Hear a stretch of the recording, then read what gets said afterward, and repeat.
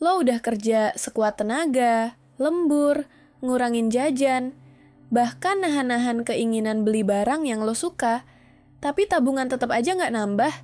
Kayak ada aja yang bikin duit itu bocor terus.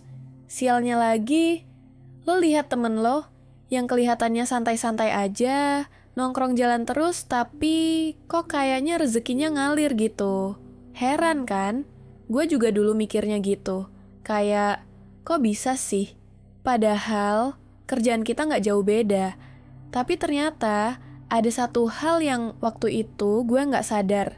Dan ini mungkin juga lagi lo alami sekarang, yaitu cara kita mikir soal uang. Ternyata punya pengaruh gede banget ke aliran uang itu sendiri. Lo pasti pernah dengar soal law of attraction, atau dalam bahasa gampangnya, hukum tarik-menarik. Konsep ini bilang bahwa kita bakal menarik ke dalam hidup kita hal-hal yang sefrekuensi sama pikiran dan perasaan dominan kita. Nah, banyak orang pakai prinsip ini buat cari pasangan, jodoh, karier, dan uang. Awalnya, gue juga mikir, ini halusinasi. Apaan sih? Masa mikirin uang bisa bikin jadi kaya? Tapi makin gue pelajari, makin gue ngerti bahwa ini bukan soal sulap uang atau mantra gaib, tapi soal gimana pikiran kita bisa ngebentuk realita. Dan faktanya, makin banyak psikolog dan peneliti yang bilang, otak kita itu kayak radar. Kalau lo fokus ke kekurangan, maka radar lo bakal nyari-nyari alasan kenapa lo kurang terus. Tapi kalau lo fokus ke kelimpahan, otak lo justru bisa nemuin peluang yang sebelumnya lo anggap nggak ada. Gue kasih contoh yang lumayan legendaris nih, Jim Carrey. Lo tahu dong, aktor Hollywood yang kocak itu, sebelum dia terkenal, hidupnya susah banget. Tapi suatu hari dia nulis cek ke dirinya sendiri senilai $10 juta dan dia tulis buat jasanya sebagai aktor. Waktu itu dia bahkan belum terkenal sama sekali. Tapi dia simpen itu di dompet dan tiap hari dia bayangin suatu saat dia beneran bakal dapat bayaran segitu. 5 tahun kemudian, dia dapat kontrak main film Dumb and Dumber dan bayarannya persis $10 juta. Apakah itu kebetulan? Bisa aja, tapi pola ini nggak cuman kejadian di Jim Carrey. Banyak banget orang yang cerita hal serupa, termasuk dari Indonesia. Mary Riana misalnya, waktu dia kuliah di Singapura, dia hidup pas-pasan banget.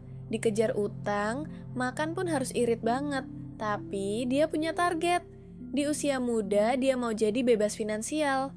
Dia nulis tujuannya, dia bayangin. Dia rasain emosi seolah-olah dia udah nyampe ke titik itu. Dan yang penting, dia ambil aksi juga. Dia belajar jualan, dia terus mengembangkan diri. Hasilnya, di usia 26 tahun, dia berhasil dapat penghasilan $1 juta pertamanya. Nah, poin pentingnya adalah, manifestasi bukan berarti lo duduk diem, sambil ngarep semesta tiba-tiba ngirimin duit ke rekening lo. Bukan gitu. Manifestasi itu tentang menyetel ulang pikiran lo biar sejalan sama tujuan lo. Karena kenyataannya banyak orang bilang mereka pengen kaya, tapi di dalam pikirannya mereka takut sama uang.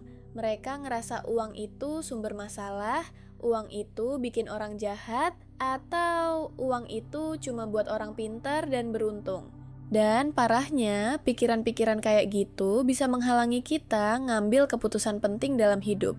Misalnya, pas ada peluang bisnis kecil, kita langsung mundur, takut rugi, takut gagal. Tapi kenapa takut itu muncul? Karena secara bawah sadar, kita nggak percaya kita bisa berhasil. Sementara orang yang mindsetnya terbuka, yang pikirannya udah selaras sama kelimpahan, biasanya lebih berani ambil langkah. Dan lo tahu sendiri, dalam dunia keuangan, keberanian ambil langkah itu penting banget. Ada satu penelitian menarik dari Harvard Business School. Penelitiannya nunjukin bahwa orang yang punya mindset positif terhadap peluang, mereka lebih mudah melihat dan mengambil keputusan yang lebih baik dalam investasi dan bisnis. Jadi, bukan cuma perasaan doang, tapi beneran ada dasar ilmiahnya juga. Sekarang, kalau lo penasaran, gimana sih cara mulai manifestasi uang itu? Sebenarnya simpel banget, tapi harus dilakukan secara konsisten. Pertama, lo harus punya tujuan yang jelas. Jangan bilang, gue pengen kaya. Itu terlalu abstrak. Ubah jadi, gue pengen punya tabungan 100 juta dalam 1 tahun. Atau, gue pengen dapet passive income 1 juta per bulan dari investasi. Semakin spesifik, semakin mudah otak lo buat fokus. Kedua, tiap hari luangkan waktu sebentar aja, 5 menit cukup. Tutup mata lo dan bayangin lo udah nyampe di tujuan lo. Rasain emosinya. Rasain gimana tenangnya lo pas utang lunas. Gimana nyamannya lo bisa bantu orang tua. Gimana leganya lo pas bisnis lo untung besar. Dan ini penting, karena otak kita merespons emosi lebih kuat daripada kata-kata. Emosi itu bikin pengalaman terasa nyata. Ketiga, ambil langkah kecil. Nggak perlu langsung besar. Misalnya, mulai dari baca buku soal keuangan, belajar bikin anggaran, mulai investasi receh di reksadana. Intinya, langkah kecil itu bikin mindset lo terus bergerak maju.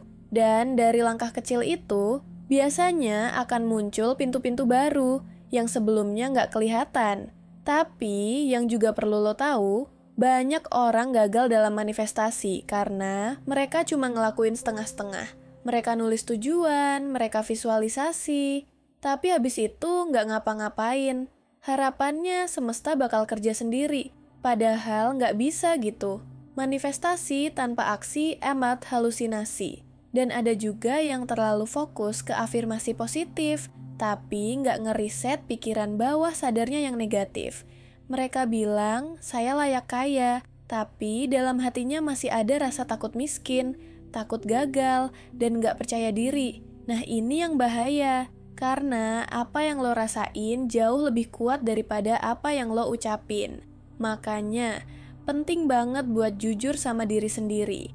Kalau lo masih punya pikiran negatif soal uang, itu harus disembuhin dulu.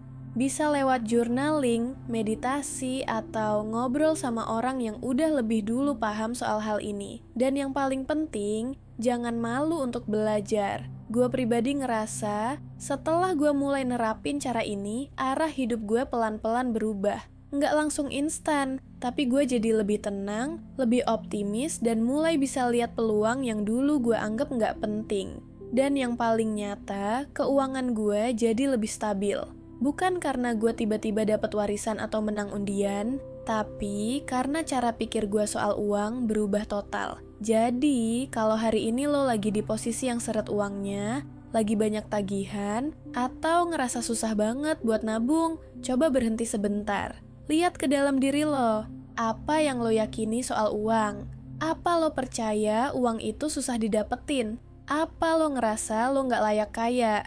Kalau iya, mungkin inilah saatnya buat ubah cara pikir lo.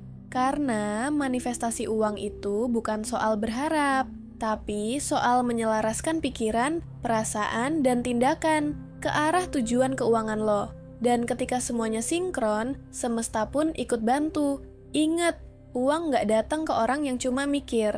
Uang datang ke orang yang mikir dengan jelas, ngerasa dengan yakin, dan bertindak dengan konsisten. Kalau lo ngerasa video ini ngebantu lo buat mikir ulang soal hubungan lo sama uang, jangan lupa like, share, dan subscribe. Karena siapa tahu satu video ini bisa jadi titik balik keuangan lo ke depannya.